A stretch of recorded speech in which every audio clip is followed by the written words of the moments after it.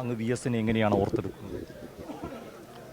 അദ്ദേഹത്തിൻ്റെ സമര പാരമ്പര്യവും അദ്ദേഹത്തിൻ്റെ വീറും നിശ്ചയദാർഢ്യവും എനിക്ക് വലിയ ഇഷ്ടപ്പെട്ടിട്ടുണ്ട്. അങ്ങനെയാണ് അദ്ദേഹത്തോടുള്ള താല്പര്യം അവസാന നിമിഷം വരെ എനിക്ക് ഒന്ന് കാണണമെന്നുള്ള ഒരു ആഗ്രഹത്തിലാണ് ഇവിടെ വന്നത്.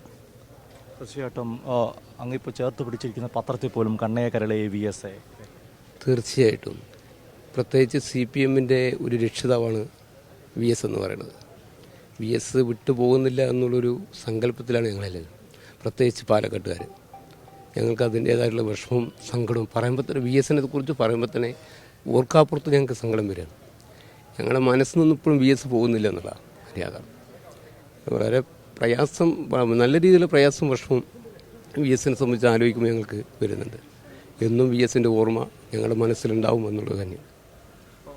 ധാരാളം ആളുകൾ വി എസിനെ എങ്ങനെയാണ് ഓർത്തെടുക്കുന്നത്? വി എസ് ഞാൻ കോട്ടയത്ത് നിന്ന് വന്ന, ഞാൻ ഇന്നലെ പോയിട്ട് പോകുന്ന. എനിക്ക് എന്നെന്ന് പറഞ്ഞാൽ അറിയത്തില്ല, മനസ്സിൽ അതുപോലെ ഇഷ്ടം. കോട്ടയത്ത് മണ്ണെന്ന് പറയുമ്പോൾ പൂഞ്ഞാറിലൊക്കെ വി എസിനെ വലിയ മർദ്ദനം വെക്കുന്നു. ഏറ്റുമാനൂർ നീണ്ടൂർ രക്തസാക്ഷികളുടെ നാട്. ഓർത്തെടുക്കുമ്പോൾ എങ്ങനെയാണ്?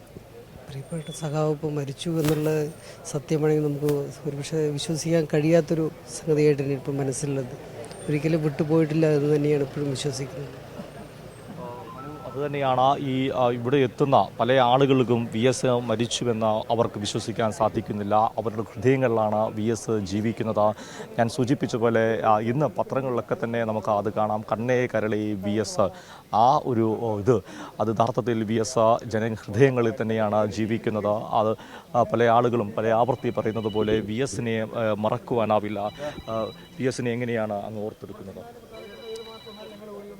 ബി എസ് നമ്മൾ കടയ്ക്കലാണ് എൻ്റെ സ്ഥലം. കടയ്ക്കൽക്കാർക്ക് ബി എസ് എന്ന് പറയുന്ന ഒരു ഹരമാണ്.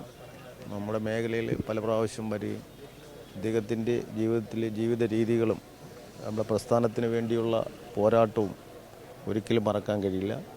പുതിയ തലമുറയ്ക്ക് കുട്ടികൾക്ക് വരും ഓർമ്മ ഇടാത്ത ഒരു മനുഷ്യനാണ്. അദ്ദേഹത്തിന് പകരം ഇനി വേറൊരാളില്ല. അദ്ദേഹത്തിന് പകരം അദ്ദേഹത്തെ മാത്രമേ ഉള്ളൂ. അപ്പോൾ അദ്ദേഹത്തിൻ്റെ വേർപാടിലുള്ള ദുഃഖം വിശ്വനും അറിയിക്കുന്നു. നമ്മളത് കാണാൻ വേണ്ടി ഒരു വെളുപ്പിനെ അവിടെ നിന്ന് തിരിച്ചു എത്തിയതാണ്. അദ്ദേഹത്തിനോടുള്ള ആ ഒരു വിഷമവും ദുഃഖവും അറിയിക്കുകയാണ്. വി എസിനെ കാണാൻ വേണ്ടി ഓരോ ആളുകൾ എത്തുന്നത്. നമുക്ക് വി എസിനെയൊക്കെ നിങ്ങളുടെ ഒരു ഓർമ്മയിൽ എങ്ങനെയാണ് V S? I am coming from Tamil Nadu. We are conveying our tribute and condolence to Mr. V.S. because he is the very ancient and old comrade.